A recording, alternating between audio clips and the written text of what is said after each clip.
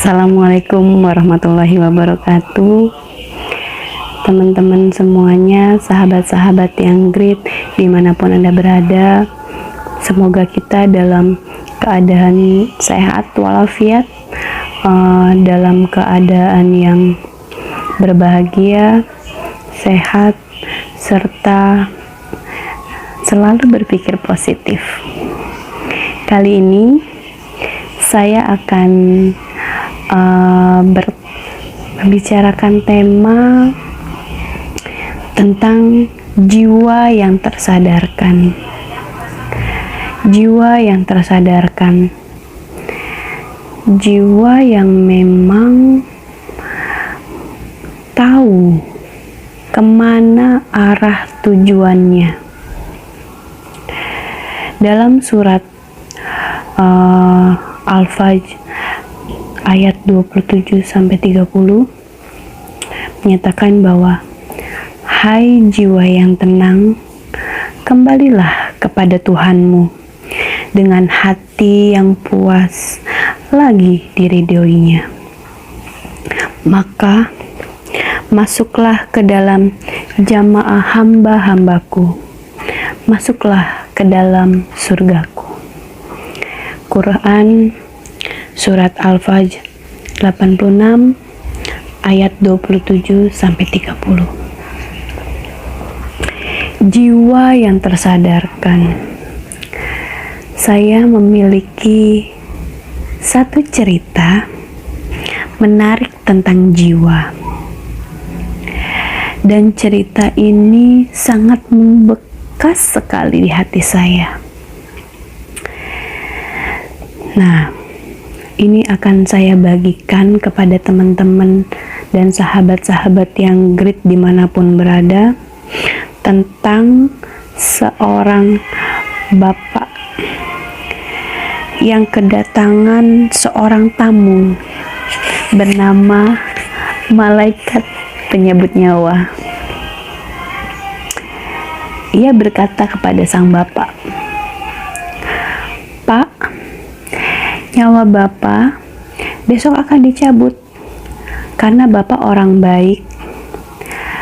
Bapak diminta membawa orang yang paling Bapak cintai." Sang bapak berpikir sejenak saat itu ketika malaikat pencabut nyawa menyatakan bahwa ketika besok ia harus meninggal dan membawa orang yang paling dicintainya. Dan ternyata bapak ini memiliki 4 istri, dan keempat istrinya itu cantik, seksi, menarik lah. Nah, kemudian sang bapak menemui istrinya, menemui semua istri-istrinya keempatnya. Yang pertama, sang bapak menemui istri keempatnya dan berkata, "Dinda, maukah kamu menemani dan menjemput sang kematian?" Kemudian sang istri keempat menjawab. Sang istri berkata dengan muka yang marah dan berkata, "Bapak kok mau mati? Ngajak-ngajak sih." Dan setelah itu bapak menjadi sakit hati dan pergi ke istri yang ketiga, merayunya dan mengajak dengan kalimat yang sama, "Kanda, maukah kamu menemui ajalku?" Sang istri yang ketiga berkata lebih sopan daripada istri yang keempat tadi dan berkata, "Kanda, saya akan menemanimu, tapi hanya sampai depan rumah ya." Dengan jawaban istri yang ketiga pun, Bapak merasa sang istri tidak berpihak padanya. Kemudian dia datang kepada istri yang kedua dengan cara merayu dan merasa sedih. Akan tetapi istri kedua pun menjawab dengan cara yang lebih sopan daripada istri ketiga dan istri keempatnya sang bapak.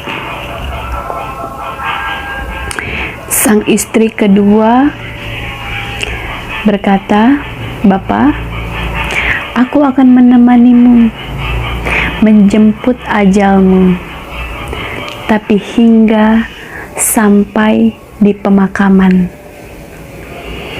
Bapak pun berpikir, oh, ternyata istri kedua pun tidak akan menemaniku menjemput ajalku. Kemudian sang bapak menemui istri yang pertamanya. Istri pertama tidak lebih cantik dari istri kedua, ketiga, dan keempatnya. Istri pertama ya lebih tua, lebih lusuh, dan peot gitu, keriput dan tidak terawat lah. Tapi sang bapak menemuinya juga dan berkata hal yang sama. "Kanda, Adinda, maukah kamu menemaniku menjemput ajalku?" Kemudian istri pertama berkata, "Kanda, dimanapun Kanda berada, Dinda siap menemani sampai sang kematian menjemput." Cerita tadi adalah sebagai ilustrasi. Sang bapak adalah cerita dalam kehidupan kita. Istri keempat merupakan harta. Istri ketiga adalah keluarga besar kita. Istri kedua adalah badan kita. Dan istri pertama yang peot, jelek, tidak terawat adalah jiwa kita.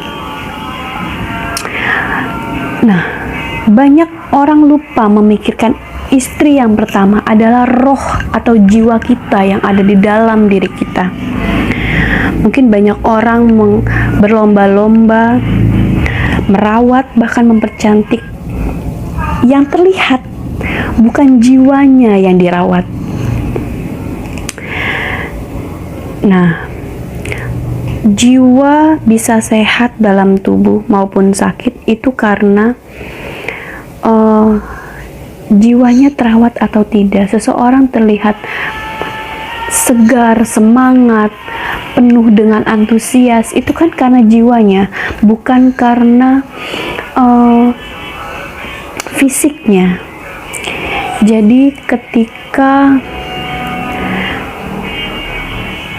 inilah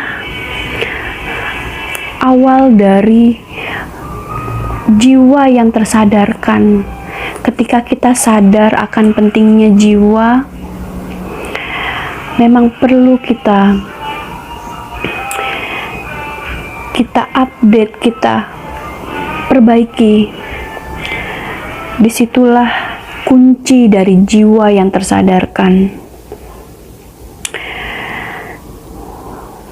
Dalam bulan puasa ini, maka waktu yang tepat untuk kita mengaktifkan kembali jiwa dengan penuh semangat dan memaknai 11 setelah bulan Ramadan yang akan selesai ini, kita lebih bersemangat, kita lebih bahagia dan mendambakan hal yang percaya dengan jiwa kita yang lebih baik lagi.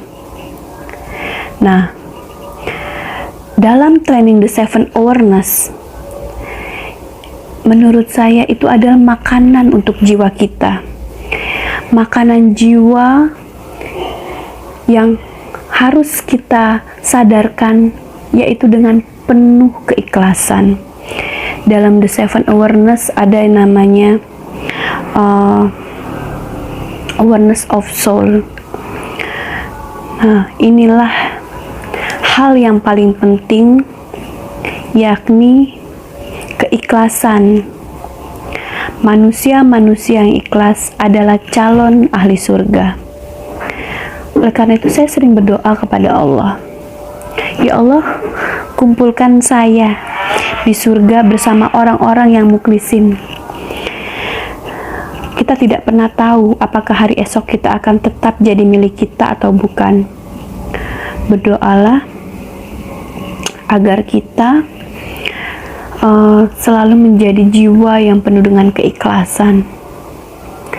Baiklah, akhirnya dari saya tentang jiwa yang tersadarkan.